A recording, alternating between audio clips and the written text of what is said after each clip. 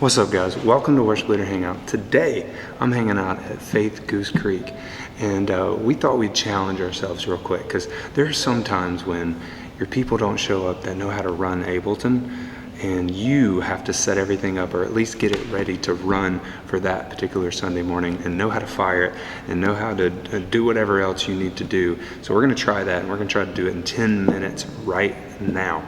Assuming, of course, that the song's already built. But we're also gonna build a song within this time too. So anyway, I'm hanging out with my friends here, the worship leader and the executive pastor here at Faith Goose Creek, and they're gonna help us out with this. So let's go meet them in the auditorium.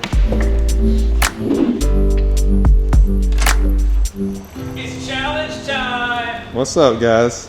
Hello! Ready for this? Yeah, we're ready. 2, 1, start. All right. Okay guys, it's do or die time. So, you're here on a Sunday, you don't know anything that's going on, your normal person running Ableton is out. Let's go. So first things first is you want to make sure you have a computer that is able to run Ableton. And so you want to make sure it's on your laptop. The other thing is you want to make sure it's connected to a power supply, which I have on my lovely mound of extension cables right here. Because Ableton draws a lot of power and it will die mid-set or mid-service, and you definitely don't want that. The other thing you want to make sure is that you have some sort of connector, so that way you can plug in your USB cable, which will allow you to plug into your audio interface depending on which kind you're using.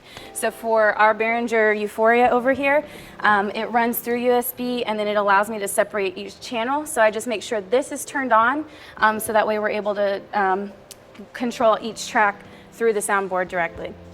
So the next thing you're going to want to do is you're going to have to pull your Ableton set list, which for us, I know that it happens to be on our Dropbox account, which is really great. But so I'm going to go ahead and open that up here. Let me just pull that up. So I'm going to our Dropbox account, and I'm going to download an Ableton set file and put it onto my computer. Now it is going to be a zipped file, which means that it's already been compressed or packaged so that I am able to have it online here.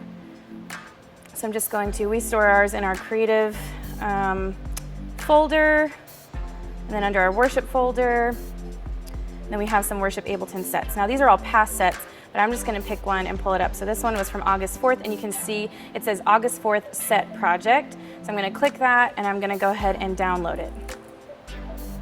All right, so assuming that you already have that downloaded, or you've been able to locate it and download it, we're going to go ahead and go to our Ableton project file, which once you've downloaded it, you should be able to find it under downloads in your Finder, or whether if you're on a PC, maybe under your downloads as well.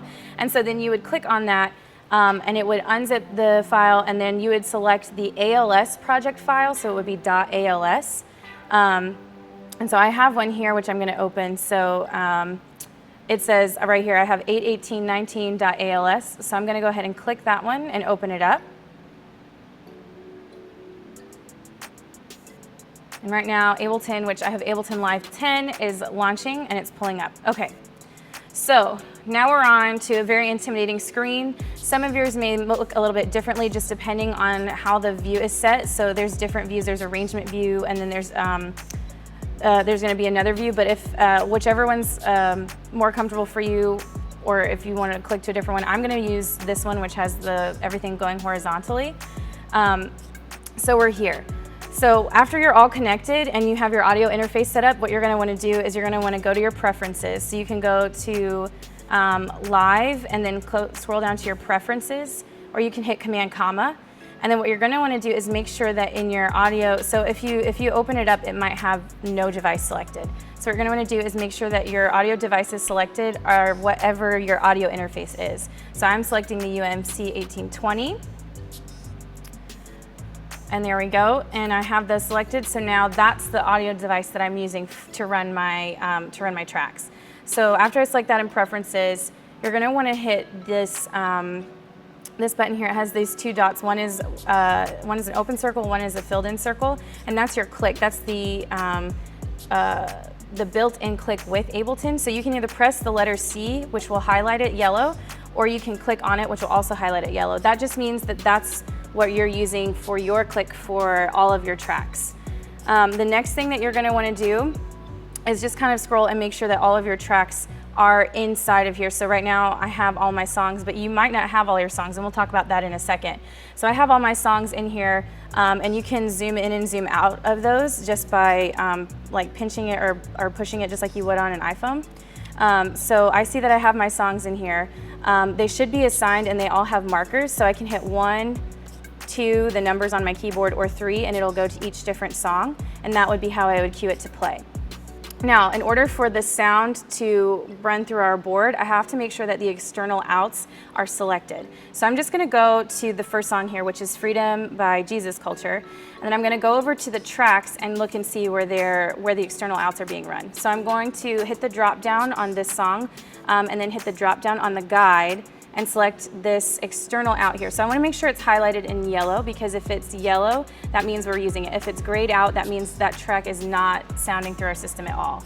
So I'm gonna make sure it's highlighted in yellow, and then I'm gonna go here, which is external out. So you have external in and you have external out. So I'm clicking the external out, and then I wanna select the right channel. Now our channels are labeled, so hopefully that groundwork is already set up for you. So our channels are labeled. So this one's the guide, so I'm putting that in the cues channel. And then I would just go through and make sure for each one that they were running through the right thing. So our keys that we're running through through stems here, that's gonna be through our synths channel. So I click external out, and then I'm gonna select the synths channel. And I would go on and continue doing that for each track that we're using. Now some tracks you're not gonna use, like I'm not using the click track because I'm using the one that's built into Ableton. So that one I can leave grayed out, and I don't have to select an external out for that. And then drums, we have obviously live drums, so I don't have to select a channel for that, and I can actually mute that channel and leave it grayed out. And so I can go like make sure any instruments that I have here on stage, I'm not gonna run them through the track system because I have them here live, so I don't need to run them through these stems. So after you go through and you do all of that, what I like to do is test and make sure, another important thing, if you're running your in-ears, you need to go to the master channel at the bottom, which is where you're running your internal click through, and then you need to make sure that's also run through the right channels, which for us is labeled the click channel. So I go ahead and make sure that's done. So then I go ahead and test it. So I'm gonna hit the number 1, and then I'm gonna hit space bar, which will cue up the song. And so if I had my in-ears in, I should be able to hear the click right now, and I should be able to hear the tracks coming in, which we have them coming through the house. You can hear those are starting to go.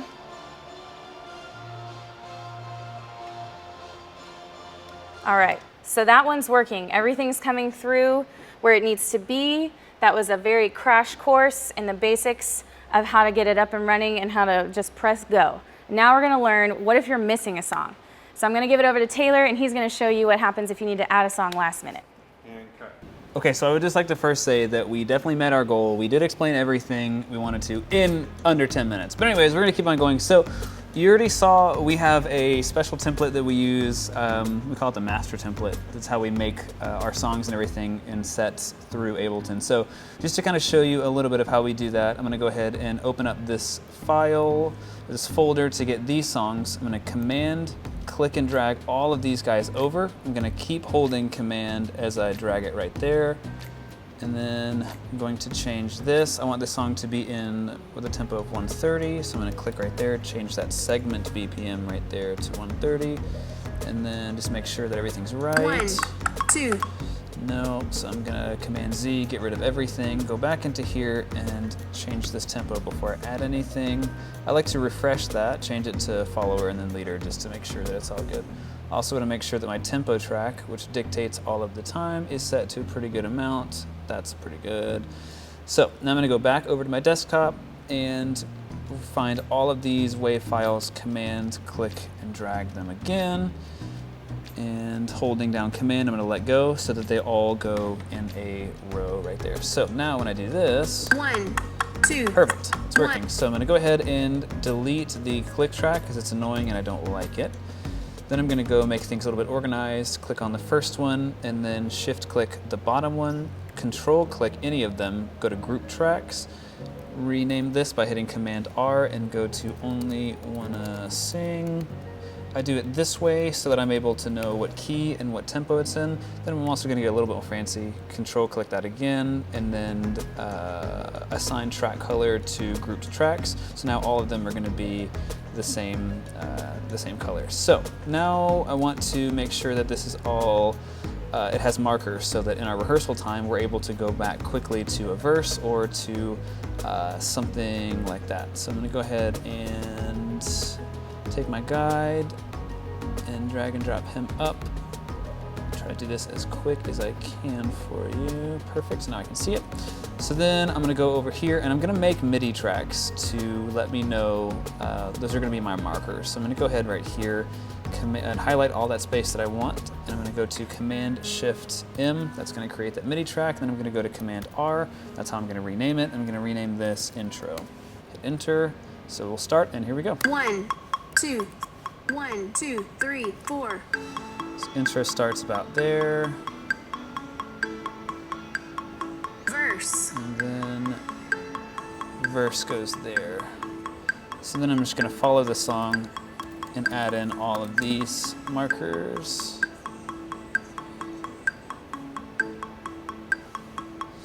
And I have my guide there so I can kind of cheat with this.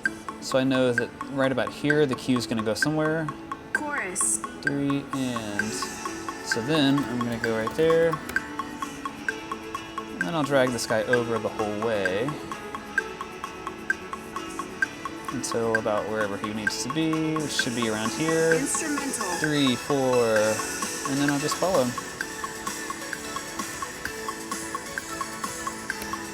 I never spell instrumental right the first time.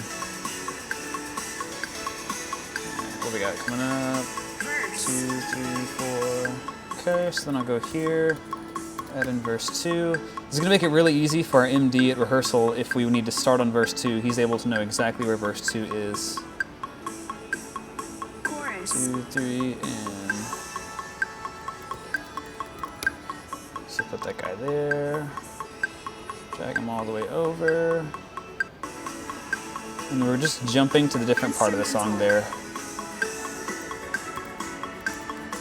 Instrumental. There it is. I told you it's hard.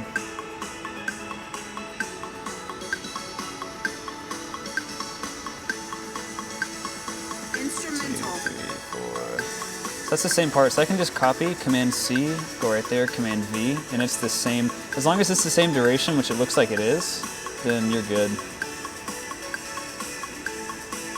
Oh yeah. Chorus.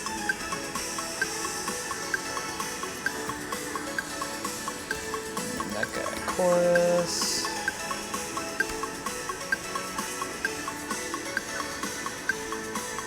And in, 2, 3, 4, boom. And so right there is when it's gonna end. And so yeah, so when I go to 1, that's just our little key shortcut that we've assigned right there to that guy. So now we're able to go, hey, let's start with the instrumental right before the verse 2. So we'll go, we'll go a little bit farther so we can get the guide in. Instrumental.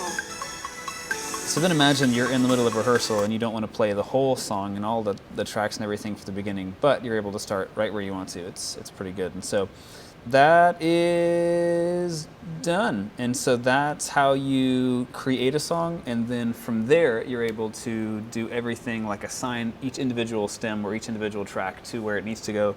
But you do that on the other side whenever you get everything plugged into your interface and everything. So we did it in that. It's pretty good.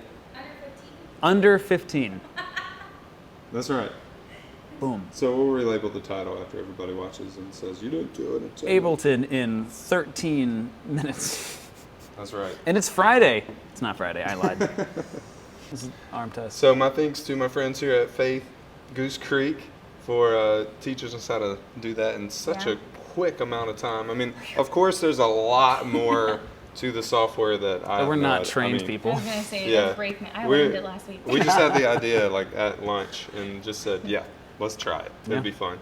So anyway, thank you guys so much for watching. Remember, great worship leaders are Always learning. Yeah, that's right. Right? Anyway, thank you guys. See you. Well, that was fun. 13 minutes. Wow. That was sick. Hey, I dude, didn't like, think we could do that.